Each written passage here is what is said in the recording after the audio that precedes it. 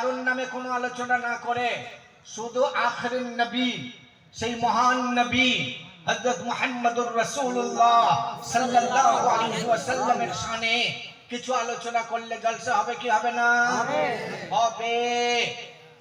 কারণ তাকে না সৃষ্টি করলে কোনো কিছুই সৃষ্টি হতো না। তাকে না সৃষ্টি করলে কোনো কিছুই সৃষ্টি হতো না। তাহলে তিনি, আচ্ছা এখন প্রশ্ন জাগবে, আমার হিন্দু মায়ের সন্তানরা ভাববেন যে তাকে কি সর্বপ্রথম সৃষ্টি করা হয়েছে? উত্তর হচ্ছে হ্যাঁ। আর তাহলে তিনি কই সর্বপ্রথম এলেন না কেন? স্বাভাবিক, তিনাকে যদি প্রথম সৃষ্টি করা হলো তাহলে তিনি তো প্রথম আসবেন।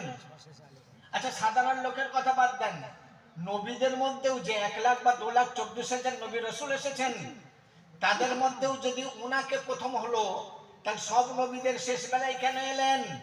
এই অমল বিমল শ্যামল কমল কাজল ভাইরা আমার দিকে তাকান, লুক অ্যাট মি। এই যে বোতলটা আছে, বোতল, এই মনে করুন এই বোতলটা 1 লিটার জলের বোতল। এই 1 লিটার জলের বোতলে আমি 500 গ্রাম ছোলা ঢোকাবো, ছোলা 500 গ্রাম রাখবো। রাখতে পারবো কি পারবো না? পারবো। রাখবো কেমন করে? একটা দুটো করে আমি ঢুকিয়ে রাখবো। এইবার যখন আমি ছোলাগুলো বার করব, একটু বলুন, যে ছোলাটা প্রথম রেখেছিলাম সেটা প্রথমেই বেরিয়ে পড়বে না শেষ বেলায় বেরোবে? তাহলে বোঝাতে পারলাম যে আমার নবীকে আল্লাহ পাক প্রথম তৈরি করেছিলেন, পাঠালেন সব নবীদের শেষে। আশা করি বুঝতে পেরেছেন। এইবার হিন্দু মায়ের সন্তানরা ভাববেন যে এটা আমরা বিশ্বাস করব কেন? আমাদের গ্রন্থে কি তা লেখা আছে? আছে। কোথায় আছে শুনে নেন। আমি তো বাংলা কথা বলছি, কিন্তু আপনাদের গ্রন্থে সংস্কৃত ভাষায় লেখা আছে। কি আছে? তস্মিন্নন্তরে মিলিচ্ছাচার্যেন সমন্বিত মুহাম্মদ ইতি খ্যাত শিষ্য শাখা সমন্বিত নৃপশ্চৈব মহাদেবং মরুস্থল নিবাসীনম গঙ্গা জলৈশ্চ সংস্নপ্য পঞ্চগব্য সমন্বিতৈঃ চন্দানাদি বিভব্বর্চ তুষ্টব বংশহরম নমস্তে গিরিরাজনাথ মরুস্থল নিবাসীনে ত্রিপুরাসুরনাশায় বহুমায়াপবর্তিনে। জানিয়ে রাখি, হিন্দু মুসলমান আমি ডিভাইডার তৈরি করার বিরুদ্ধে। কারণ হিন্দুর গায়ে যে রক্ত, এক মুসলিমের গায়েও সেই রক্ত। এক হিন্দু ভাই যেভাবে কথা বলেন, এক মুসলমানও সেইভাবেই কথা বলি। এক হিন্দু ভাই যে কাজ করতে পারেন, এক মুসলিমও সেই কাজই করতে পারি। তাহলে তারা আমাদের সহযাত্রী, তারা আমাদের সহকর্মী, তারা আমাদের সহভাষী, তারা আমাদের সব কিছু সমান্তরাল। তাহলে ডিভাইডেড পার্থক্য করব কোন দিক থেকে বন্ধু? কোনো পার্থক্য নেই। আমি প্রমাণ করে দেব, একটা মুসলমান যা করে একটা হিন্দু ভাইও তাই করে। যদি ইবাদতের দিক থেকে বলেন, বন্দনার দিক থেকে বলেন, বন্দেগীর দিক থেকে বলেন, একটা মুসলমান যা করে একটা অমুসলিম হিন্দু খ্রিস্টান বৌদ্ধ তাই করে, তাই করে, তাই করে। আসুন একটুখানি করাটা মিলিয়ে দিই। যদিও কথাগুলো আমার ইন্টারনেটে রয়েছে, আপনারা যারা 24 ঘন্টা আমাকে হাতের মুঠোয় দেখছেন, তাদের কাছে কিছু কিছু কথা পুরানো মনে হচ্ছে। দেখুন, যদি কথাগুলো সত্য না হতো তাহলে আজকের দিনে ওই জায়গায় অসুস্থ হালতেও কিন্তু ওই কথাগুলো পুনরাবৃত্তি করতে পারতাম না। তাই আমার ভাইয়েরা বন্ধুরা, কি আছে, মুসলমান গিয়ে মসজিদে নামাজ পড়ে। হিন্দু ভাইয়েরা কত ভালো দেখুন, আমাদের দেশের হিন্দুরা, সনাতন ধর্মাবলম্বীরা কত ভালো দেখুন, কত ভালো। আপনি এক লুকমা তার গালে তুলে এক লুকমা আপনার গালে মিলে এবং সারা জীবন নিলেও একটা হিন্দু ভাইকে সেইভাবেই ভালোবাসতে পারবেন কি সন্দেহ? তারা আমাদেরকে এত ভালোবাসে, তাদের ভালোবাসার তুলনা হয় না। আচ্ছা আমি কি বাহ্যিক ভাবে ফোলাচ্ছি মনে হচ্ছে? না, প্রমাণ করে দিই। সারা রাত জেগে কাজকর্ম করে এসে রাত 3টের সময় শুয়েছে অমল। বউকে বলেছে আবার আমাকে রাত্রি 8টার সময় গিয়ে ডিউটিতে জয়েন করতে হবে, সুতরাং যতটা ঘুমোতে পারি ঘুমিয়ে নিয়ে কোনো ডিস্টার্ব না হয়। স্ত্রী বলেছে ঠিক আছে আমি সহযোগিতা করব, বাচ্চাটা কাঁদলে তোমার কাছ থেকে নিয়ে আমি দূরে সরে যাব। আর আমি ঘুমিয়েছে। কিছুক্ষণ পরে মুসলমানদের মসজিদ থেকে আল্লাহু আকবার আল্লাহু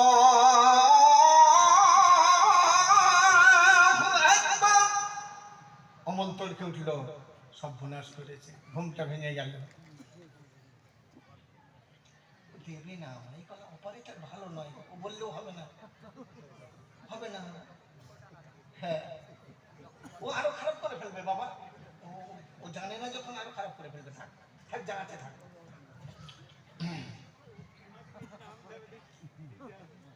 এই মাইক কিন্তু খুব ভালো, আপনারা যেন ভাড়া কম দেবেন না।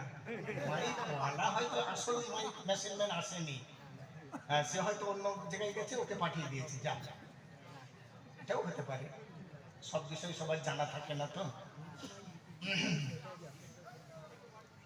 ও আমার অমল বিমল শ্যামল কমল কাজল দাদারা, ভালো করে মন দিয়ে শোনেন।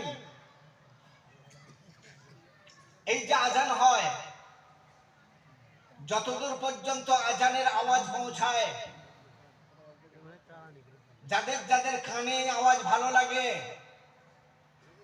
মস্তিষ্কে তাদের ক্যান্সার হবে না ইনশাআল্লাহ। একদিন অমিতাভ বচ্চনের একটা বয়ান শুনলাম, কথা আমি অবাক হয়ে গেলাম। ফিল্ম স্টার অমিতাভ বচ্চন, তেনার একটা কথা আমাকে মুগ্ধ করে দিল। কি? Film star Amitabh Bachchan cancer রোগ ধরে নিয়েছিল। উনি এই কথা গোপন আছে, এই কথা গোপন আছে, তদন্ত করলে পাবেন। উনি দুইজন কোরআন পাঠককে নিজের পকেটের পয়সা খরচ করে বেতন সিস্টেমে রেখে গুনগুন গুনগুন স্বরে কোরআনের আওয়াজ শুনতে লাগলেন। শুনতে শুনতে আল্লাহর রহমতে কয়েক মাসে উনি সুস্থ হয়ে উঠেছেন। যে বলুন সুবহানাল্লাহ। নাম ধরে তো বললাম। মাইকেল জ্যাকসন মরার আগে কলমা পড়ে মুসলমান হয়ে গেলেন। তিনি মুসলমান হয়ে গেছেন বলে আমি গর্বিত না, এই সেন্স নিয়ে বলছি না, যেটা সত্য সেটা তুলে ধরছি।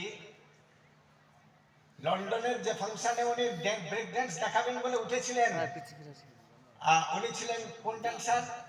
Pope dancer. বেটা ছেলের মতো নাচতে নাচতে সঙ্গে সঙ্গে মহিলার মতো নাচতেন মাইকেল জ্যাকসন। তো পড়ে গিয়েছিলেন একটা জায়গায়, ড্যান্স দিতে দিতে ব্যারিকেডের উপরে পড়ে গিয়েছিলেন। পড়ে গিয়ে ওনার হাড়গোড় ভেঙে গিয়েছিল, দারুণ চোট লেগেছিল। কেউ সাজাতে পারেনি। পেপারে দিনের পর দিন ওনার নিয়ে লিখছিল যে শরীরের অবনতি অবনতি অবনতি। একজন টুপিওয়ালা দাড়িওয়ালা কাঠমোল্লা ধরে নিতে পারেন আপনাদের ভাষায়, তিনি গিয়ে দেখতে গেছেন। দেখতে গিয়ে বলছেন যে আমার দায়িত্বে 40টা দিন এনাকে যদি রাখেন, সংক্ষেপে বলছি, তার আগে অনেক ডাক্তার দেখলেন, কোন কোন ডাক্তার দেখলেন, কি কি ওষুধ প্রয়োগ করা হয়েছিল, কাট করে দিলাম। কাঠমোল্লা গিয়ে বলছে আমার দায়িত্বে যদি 40 দিন রাখেন, আমি আশা করি সুস্থ হয়ে যাবে। সংক্ষেপে বলতে গিয়ে বলছে, অনেক বিতণ্ডার পর বলছে তাহলে বন্ডে লেখো, সই করো যে 40 দিন রাখলে সুস্থ হয়ে যাবে। লেখানো হলো। লিখে 40 দিন নিজের দায়িত্বে রাখলেন। কি করিয়েছিলেন জানেন? নামাজের যে সমস্ত রকমগুলো, দাঁড়ানো প্রথম কিয়াম, তারপর কান পর্যন্ত হাত তোলা, কান পর্যন্ত হাত তোলা, তারপর হাতটাকে এখানে নিয়ে এসে বাঁধা, রুকু করা, সেজদা করা, এই সমস্ত ব্যায়ামগুলো মাইকেল জ্যাকসনকে প্র্যাকটিস করাতে লাগলেন। আস্তে আস্তে সপ্তাহের পর সপ্তাহ কাটে, উনি সুস্থ হতে থাকেন। 40 দিনের মধ্যে ভালো হয়ে গেলেন। লন্ডনের সেই ফাংশনে, সেই স্টেজে আবার উঠবেন। যাদের টিকিট কাটা ছিল তাদের তো ফ্রি হলোই, যাদের টিকিট ছিল না তারাও ফ্রি ড্যান্স দেখতে পাবে। লোকে লোকারণ্য, খোলা মঞ্চ। মাইকেল জ্যাকসন এলেন, রেস্ট রুম খুঁজলেন, রেস্ট রুম। ওনাকে যে রুমটা দেওয়া হলো, চতুর্দিকে কাঁচ লাগানো, কাঁচের ঘরে ভেতরে লাইট জ্বলছে, বাইরে অন্ধকার, ফলে ভিতরে কে কি করছে বাইরের লোক দেখতে পায়। বাইরের কে কে দেখছে, ভেতরের লোক দেখতে পায় না। উনি ব্যায়াম করবেন, নামাজ দাঁড়িয়েছেন, লোকেরা বলছে, যারা মুসলিম শ্রোতা ছিল তারা বলা বলি করতে লাগলো, মাইকেল জ্যাকসন কি মুসলমান হয়ে গেছে? না তো, ওই তো নামাজ পড়ছে। এই কানা ঘষা চলতে লাগলো। মাইকেল জ্যাকসন যখন এলেন নিজের ব্যায়াম সেরে মঞ্চের উপরে আসতেই শ্রোতাদের মধ্যে একটা গুঞ্জন, আমরা প্রথম শুনতে চাই উনি ইসলাম ধর্ম কবুল করেছেন কিনা। মাইকেল জ্যাকসন মাইক্রোফোন নিয়ে জিজ্ঞাসা করলেন, আপনারা গুনগুন করে কি যেন বলছেন? একজন এসে স্টেজের সামনে দাঁড়িয়ে বললেন, স্যার আপনি কি মুসলিম হয়ে গেছেন? না তো। তাহলে আপনি যে রেস্টরুমে নামাজ পড়ে এলেন? মাইকেল জ্যাকসন বললেন, আমি তো নামাজ পড়ি না। হ্যাঁ, আপনি যেটা করলেন ওটা তো নামাজ। বাগ বিতণ্ডা তৈরি হলো, ড্যান্স থাক করে কম ল্যাপটপ কারো কারো কাছে ছিল, এক মসজিদের নামাজ বার করে মাইকেল জ্যাকসনকে দেখানোর জন্য স্টেজের উপরে অনুমতি নিয়ে উঠে আসলেন। ল্যাপটপটা খুলে বলছেন, স্যার আপনি কি এইটা করলেন না অন্য কিছু, একটু দেখুন। মাইকেল জ্যাকসন স্থির ভাবে 10 মিনিট ধরে সেটাকে দেখলেন, তারপর অফ করে দিয়ে মাইক্রোফোন ধরে বললেন, আমি যেটা করেছি এটা ব্যায়াম মনে করে করেছি, এই ব্যায়ামে আমি কিন্তু সুস্থ হয়েছি। এটাই যদি নামাজ হয়ে থাকে, এত লোকের সামনে খোলা মঞ্চে আমি কলমা পড়ে ইসলাম কবুল করে নিলাম। বন্ধু, এ হলো মাইকেল জ্যাকসনের জীবনের ঘটনা। তদন্ত করলে পাবেন। এসব কথা হাইলাইট করে বড় বড় অক্ষরে লেখা হয় না। ভাইরা বন্ধুরা আমার, তাই বলেই আমি মুসলিম বলে গর্ববোধ করছি না। আমি শুধু বোঝাতে চাইলাম, গো বন্ধু, তোমার ধর্ম তুমি করো, আমার ধর্ম আমি করি।